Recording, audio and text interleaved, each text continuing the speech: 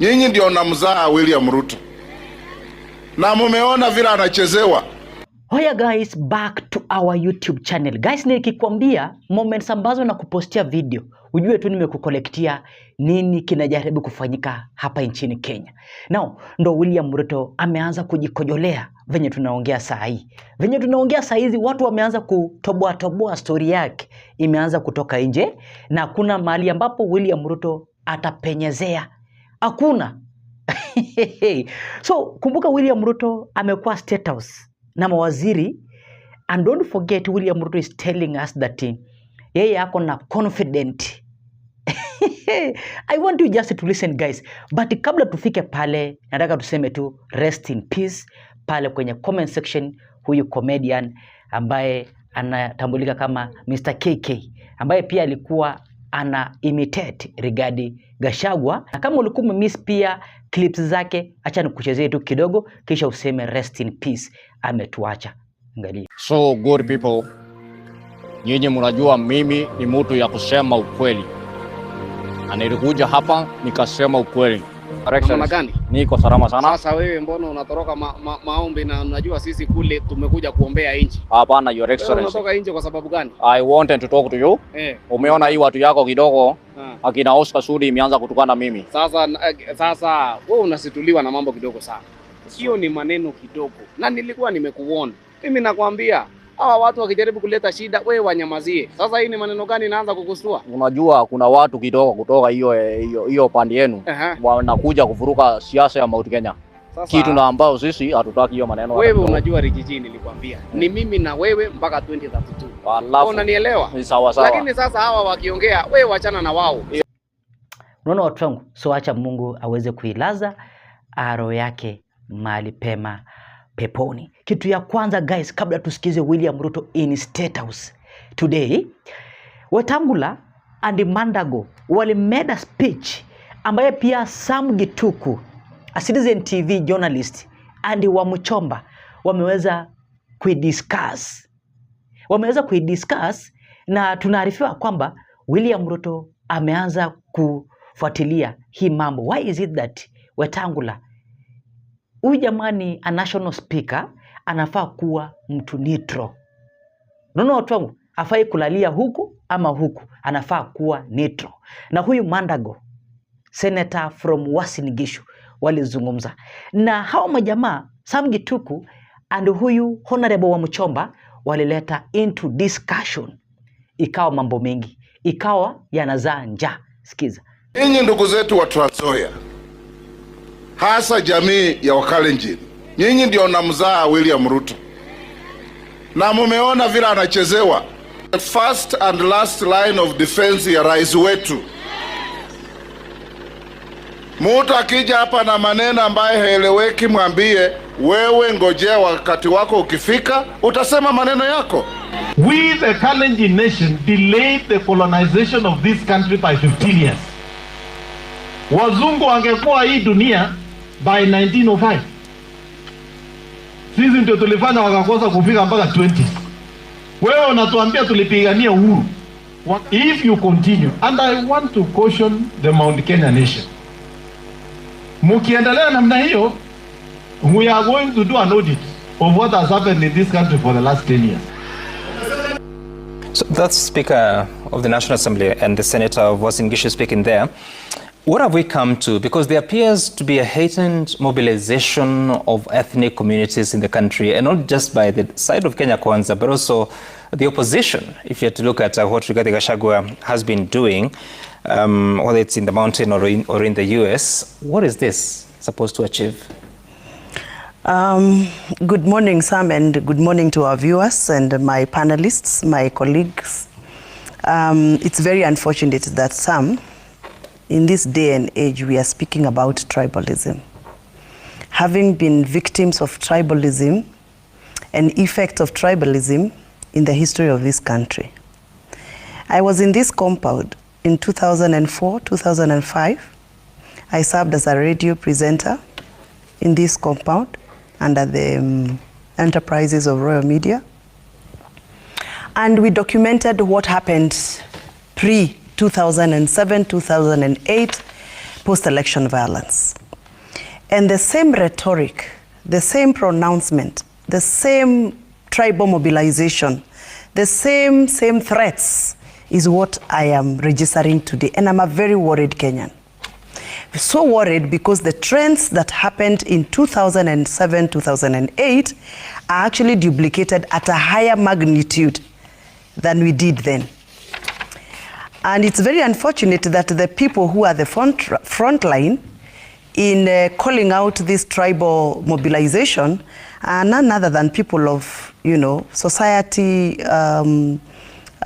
respect, people who are opinionated, people who are elected, people who are holding offices as duty bearers, but they are the same people who are using their offices to propagate this kind of tribal hate. Some, as I sit here as a mother, I'm mourning. I'm mourning a girl who was caught by a bullet while she was watching TV in her home in Kirigoine village of Dumberi, Kiambu County. I'm actually going to the funeral after this.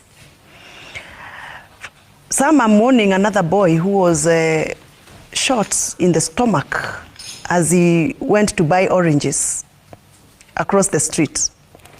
I have mourned for the last 1 month because we have buried quite many young people. Some that were actively involved in the riots, others who are just at the premises of their homes and they were caught by the bullets.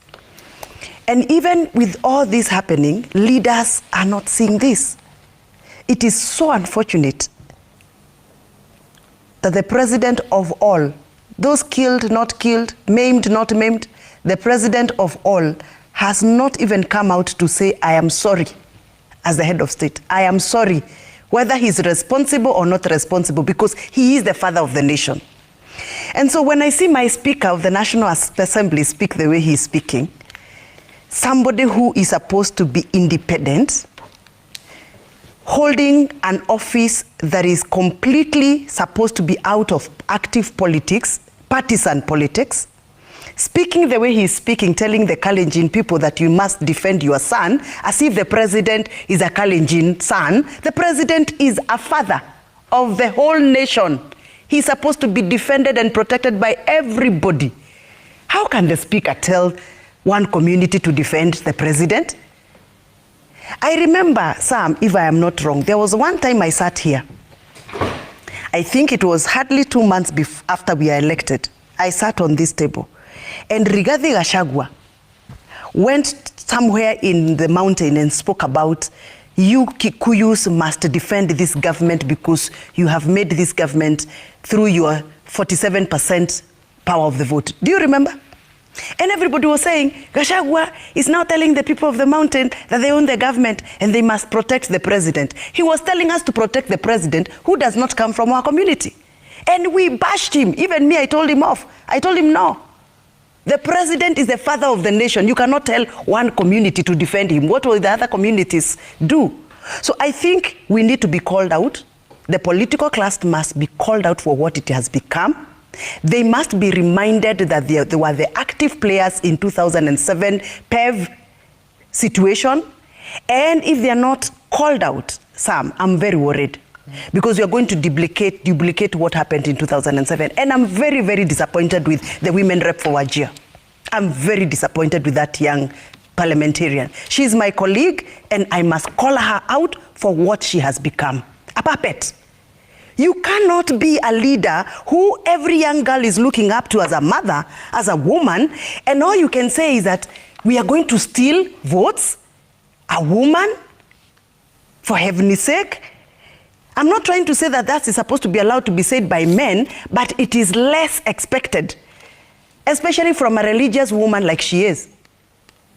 On the podium talking about testing out how they're going to steal votes, that is a red flag, Sam. Okay.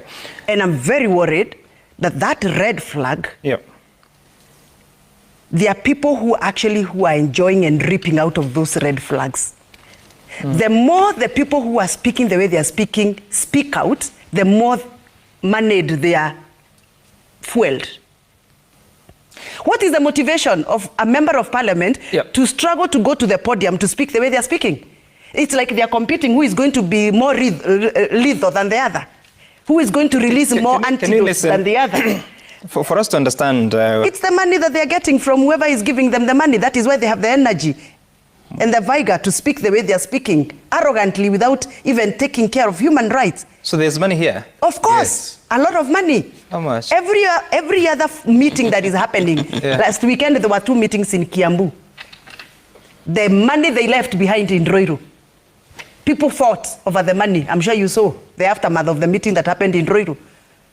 People are fighting over money. People are fighting over the goodies that were left. It is all about money. So these members of parliament are not speaking the way they are speaking now because they believe in what they are saying. It is because they want to be told, oh, today you have spoken well, you have unleashed. Yeah? And the more you unleash, the more moneyed you become. Let's listen to, so that you don't misquote her, Fatma Jeho on what she said, so that you understand whether it's an okay statement. Watch. Sisi maneno yetu ni mafupi tu. Tunasema tu two term. Ama kuna maneno ingine? Two term. Sio? Si tunangojea tu debe iletwe hata kama hatutakuwa na votes tutamuibia. Hiyo si siri. Asanteni. Unaona guys? So mambo sio rahisi. Na nimekuambia guys, hii video ni mrefu and I want you to listen step by step. But ensure pia umelike video na nasema thanks kwa hiyo like yako because nyinyi ndio watu wa nguvu zaidi. So nataka tuendelee na kabla usikize William Ruto today. I don't know William Ruto atatumia mbinu gani guys kupita uchaguzi wa 2027. I don't know atatumia nini.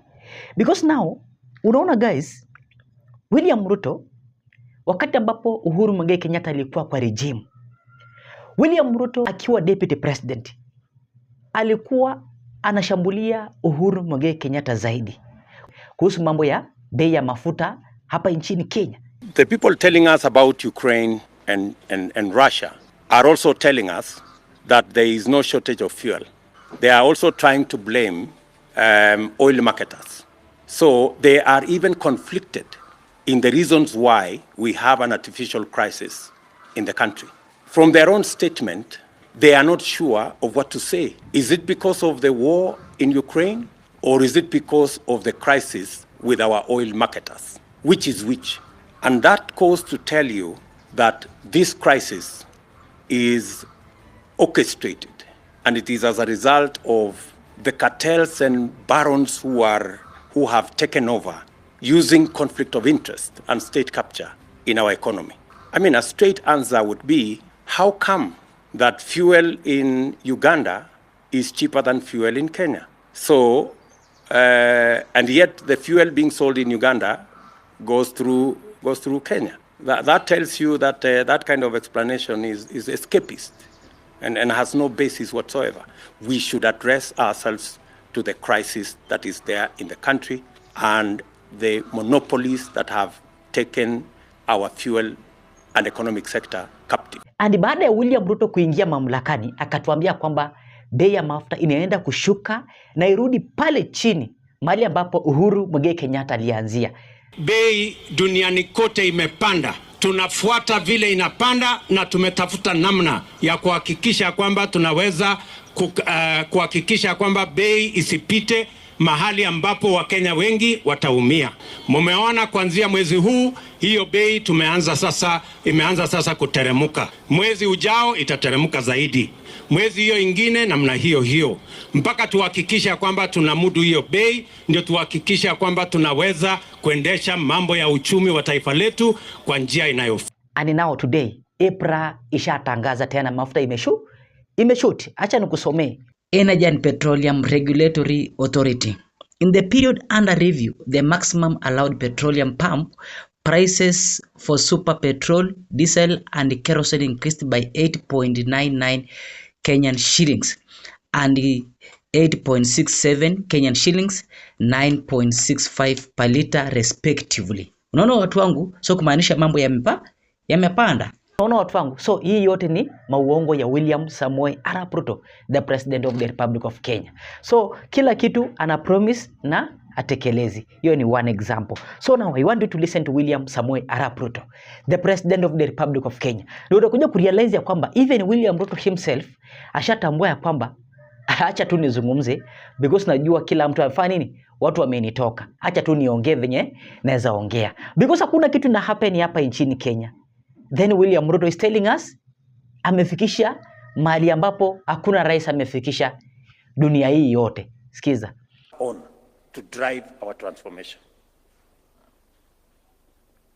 You know, many people want simplicity, you know. They do not, they even don't believe in numbers. But friends, numbers are very stubborn. Truth is very stubborn. You can say all the lies you want, but the truth will not change. Our inflation was at 9.6 in 2022. Today is 3.8. Fact. Our dollar had gone to 165. Today it is 130 and coming down. Fact. Our foreign exchange reserves was $7 billion in 2022. Today it is $10.8 billion. Fact. You can say whatever you want to say, but facts are stubborn. The IMF a month ago said Kenya's economy is now the 6th largest economy in the world, not in Africa, sorry, the 6th largest economy in Africa. It is a fact. It's not a rumor. It's not propaganda. It is a fact. So, and I am committed to making sure that we have a solid. I have had to make very difficult decisions to get us here. And I have no regret whatsoever that today I can confidently tell the country that our economy is on sound footing, and we are going to improve on it. We've not yet reached where I would want us and our economy to be. We're making the right steps. We are making interventions. We're making decisions on how to align our economy so that we can be able to predictably see what the future looks like. I am very clear in my mind on what we need to do with our agriculture to make sure that we create a food security system, deal with inflation, deal with the cost of living, make sure that the cost of food does not cause a crisis. 60 years after independence, we must be sure about food security in Kenya, and we must make the right decisions. And I'm very proud that we have, for example, reduced the cost of importation of sugar by 80%. We have reduced the cost of importing maize by 80%. We will shortly be a sugar exporting country because we are making the right policy decisions. We have increased our production of milk. We have increased our production of tea. We have increased our production of coffee, and we are driving productivity in the agricultural space so that we have food security and so that we can export more and create more foreign exchange. These are things that keep me awake because it is one assignment that I have undertaken that I must do for this country. It is not always that you get an opportunity to be president. Yes, it comes once in a lifetime. So when you get that opportunity, don't waste it, right? Because I hear so many people saying, you have taken on too many assignments. You know, you should do some of these now, you should wait, you remain popular so that you can implement some of them some other time. Let me tell you, good people, the transformation of Kenya has delayed for far too long. We cannot wait for a day more, or a week more, or a month more. Let's do it now and transform our country. Let the others, we can pick up the others as we go. Are we together? So I am very clear in my mind, and that brings me to housing. I know we're discussing here about, and that is the essence of us having this meeting this morning. The housing program, not just affordable housing, because we have an array, we have a whole stock of social housing. We have a whole stock of affordable housing. We have also market housing that responds to everybody out there. This whole housing program, yes, is about housing, is about dignity, is about making sure that we eliminate slums, is about making sure that citizens live in decent neighborhoods with water, with electricity, with proper sewage system, making sure that there are all the other social amenities with schools, with hospitals, recreational grounds, and everything in between. That's it. But it is also about creating job opportunities and inspiring. Alafu last story of the day, Edwin Sifuna today ameamua kumalizia William Samoei Arap Ruto's SHA official. Continue using a system that is clearly a process of crime. It appears that the only people for whom SHA is working are the ones who are getting these commissions, the 2.5% from my monthly contribution. You have told us that they have to be paid on a daily basis. And yet the facilities themselves do not get similar treatment when they ask for reimbursements for their claims, Madam OAG. So can we, with finality, say something? Can we take drastic action? Because some of us do not mind being a bit rash if we are going to do something that is in the best interest of the country. Can we agree before this committee that we want to terminate that contract?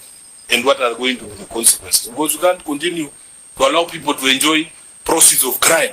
Let's just declare this SHA and SHIF a criminal enterprise, and we'll close it today. Every report that comes before you, where I pay attention to what it means. So already I have concluded that there was no effectiveness or lawfulness in the use of public resources under these matters.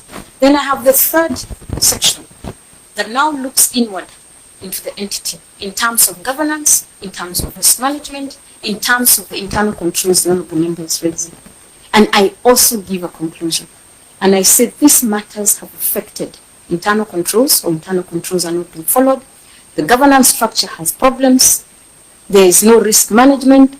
And hence, then we have all these issues happening under effectiveness and under the opinion matters fiscal. So my report is very clear on that I have already pronounced myself on the issues that were not lawful and that were not effective.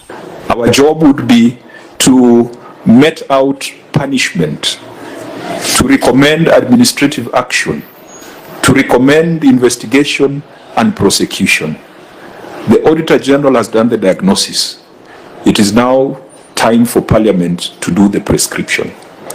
And that prescription is not about reopening the case, because it's the Auditor General that has done the case. The role of Parliament now is to prescribe, and to prescribe the stiffest punishment, even if it means discontinuation of the system, debarment of the service providers, investigation and prosecution of accounting officers, striking off the professionals from their professional bodies, the procurement professionals, the legal professionals, the accountants. I think that's what you're saying, that now that is the job of Parliament, to do the prescription. You have told us the patient is sick. We are now the ones to prescribe. And I hope that the National Assembly and all the various committees can speak in the same language to provide hope to the country, that these big issues you have raised regarding 104 billion Kenya shillings is not going to get lost in the mud of political